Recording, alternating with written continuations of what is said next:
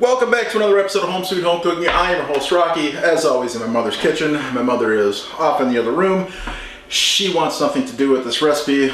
She's not a southerner. On the Southern Essentials survey that I did, one of the higher ranked ones was okra. I'm not sure exactly where it ranked. I'll get that later on, I'll have to check. But I've had okra before. I like okra. I don't like it stewed, I like it deep fried, so fried okra. So we're gonna do fried okra today. I'm gonna do it two ways though. We tried some at my house, the store-bought frozen breaded deep fried them. They came out okay, but that's not Southern. Southerners do it themselves. So went to the farmer's market and got me some okra, and I guess to prep it, it's nothing more than cutting off the stem and a little bit of the tip, and then you're going to cut it up. I've heard anywhere from a ½ inch to a ¼ inch, so I'm going to go about 3/8, and that's where I'm going to try to keep my okra all about the same size. So somewhere in that range right there looks good, and I've got a mess to cut up, so as soon as I get this cut up, I'll be back and show you how I do two different kinds of okra.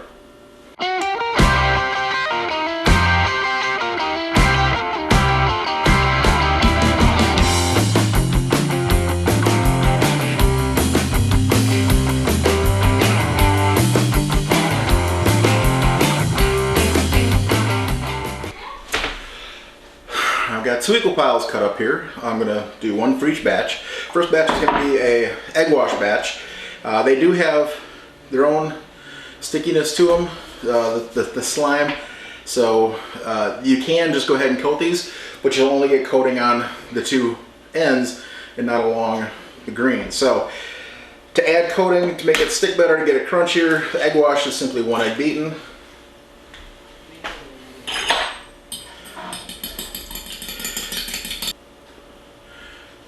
And do about equal amounts of flour and cornmeal. Maybe a little more cornmeal than flour.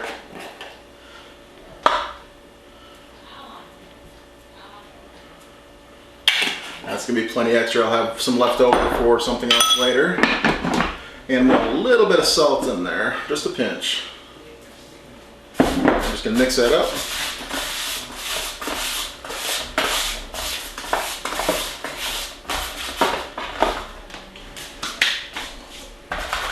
And I'm going to take a few at a time.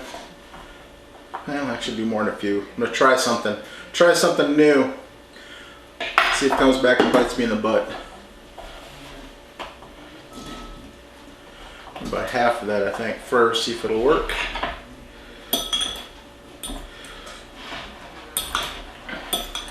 So make sure you got good egg coating over all of it.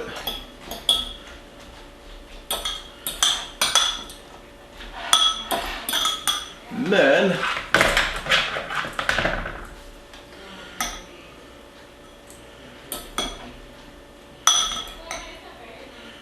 put them in a strainer, see if some of that egg will go through. Alright, not quite working the way I want it to, but it'll be fine. I'm just going to take them, I'm going to scatter them out in the breading.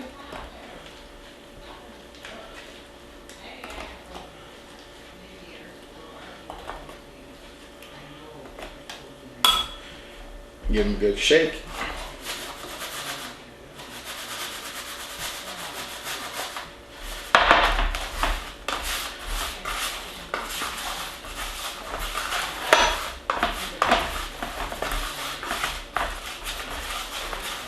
Make sure they all break up individually so they're not clumped together. You get good coating on all edges and open available areas.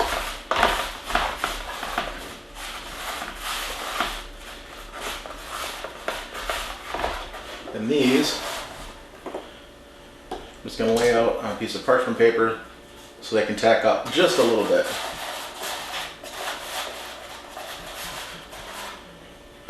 Again, I want to make sure they're separated so they don't stick together on the paper. I'm going to finish that with the rest of these, and I'll come back and I'll start the second batch of the okra. The second type of okra that I'm going to try cooking, frying, is from Cowboy Kent Rollins, and it is a little bit different in the way that it's still cornmeal flour and okra, but it's not using egg as a binder. So let's show you how that's done. I'm gonna put it all in a bowl. We pour just a drizzle of good old buttermilk on top of the okra. Not enough to get it swimming, just enough to coat. You want them well coated. Just like the egg wash, they need to coat the entirety of the outside. Gonna add just a little bit of flour.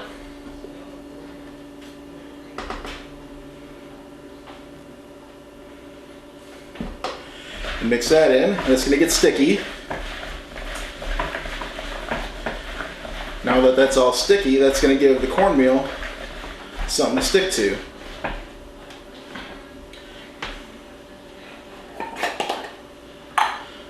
Coat some cornmeal on top.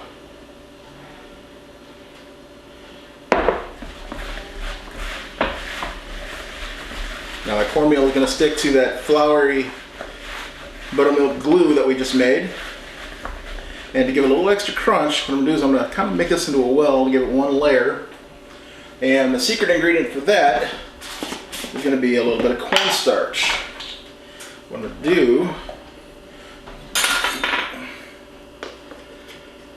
about a little more than a teaspoon here. I'm going to put it in a sieve so I can kind of sift it. That way I get an even coating on it all and it's not all clumped in one spot. And then, same thing, you just give it a stir. That's going to give it a little extra crunch. That's it. That's how he mixes his. Now there's going to be a bunch of excess cornmeal down in the bottom. I'll show you how to take care of that. I've got a pan on the oven, on the stovetop, heating up, and about a ½ inch, a little less than a ½ inch in the bottom of the pan, and somewhere around 325, 350-ish. We're going to head over there and we're going to get to frying when that's up to temp. Oil is up to temp, and what we're going to do to keep all this extra schmutz from getting in there and burning the oil, as I put it in there, I'm going to take a couple handfuls, put it in a sieve, and just shake off any of that extra coating. Oops. And now, when I put it in the oil,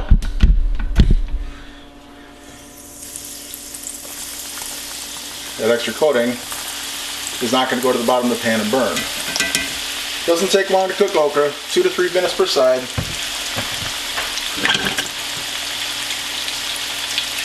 Do a little quick move to make sure they're not sticking together.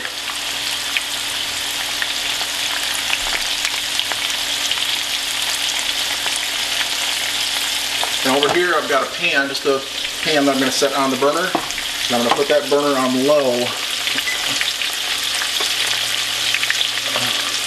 because when these are done, I'm doing 4 batches, and I don't want it to cool off and get slimy from sitting, so I got to keep them warm.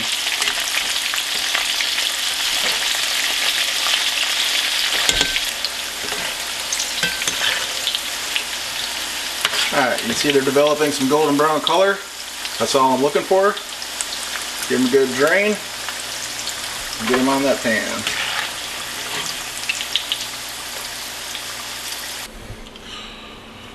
And now for the egg wash version, same thing. I'm going to put it in the sifter, give it a little sift to knock off any of the extra coating, keep as much out of the flour as I can. Get it in, give it just a gentle stir to make sure the pieces aren't going to stick, and let her fry.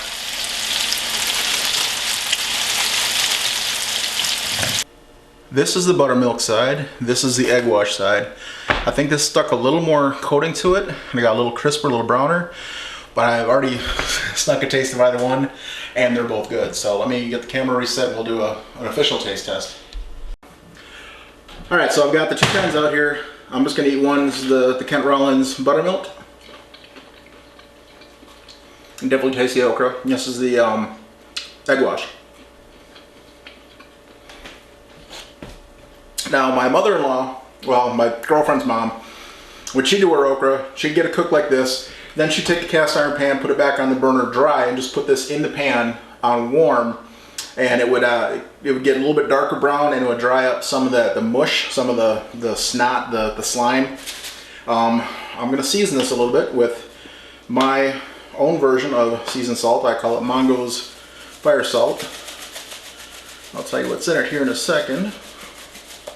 It's not coming out fast. It's bigger seasonings in there. Kosher salt keeps it from pouring very good. All right, so in here, you want to season it with something. Seasoned salt, salt and pepper, something. This is kosher salt, paprika, garlic powder, onion powder, cayenne pepper, chipotle pepper, and ancho pepper. Give it a little mix. All right, I want one of these and one of these I want you to taste. He knows I don't like this stuff. Okay, wait. My mom is always getting on my dad. Dean, do you like this? No, I don't like that. Have you ever had it before? No. Mom, do you like this? No. Have you ever had it before? No. Eat. I had a good teacher. Eat.